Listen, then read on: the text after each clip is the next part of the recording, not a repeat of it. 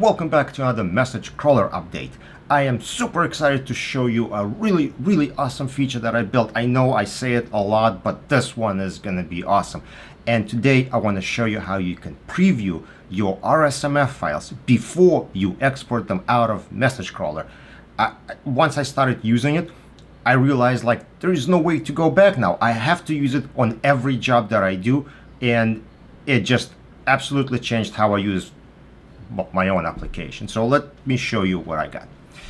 All right, so we got some data here, and what I can do is just proceed to our normal RSMF export the way I normally do, map all the fields, and everything looks the same. It doesn't look like anything has changed, but we have this three-step export here, and you may have tried this when you click build in memory, right? We get the RSMF files built, and when you click on preview, you get a little table, tells you how many messages and how many attachments, so you could estimate what the sizes are going to be and how the grouping is going to be.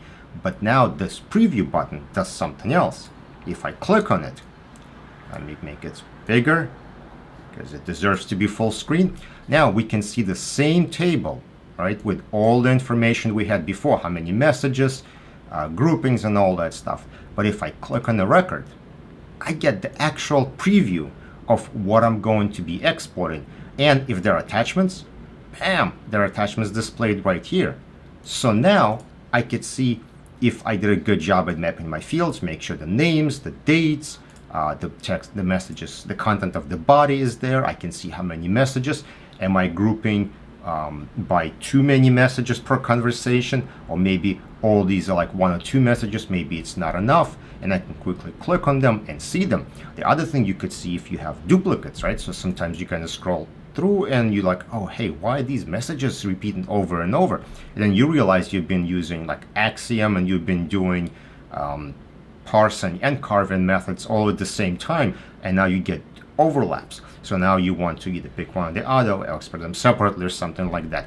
But the point is you get to preview what you're going to export without having to export and without having to load this into Relativity or anything else before you get to see if you mapped your data correctly. So I think this is just made a huge difference for me, the way I use my own software.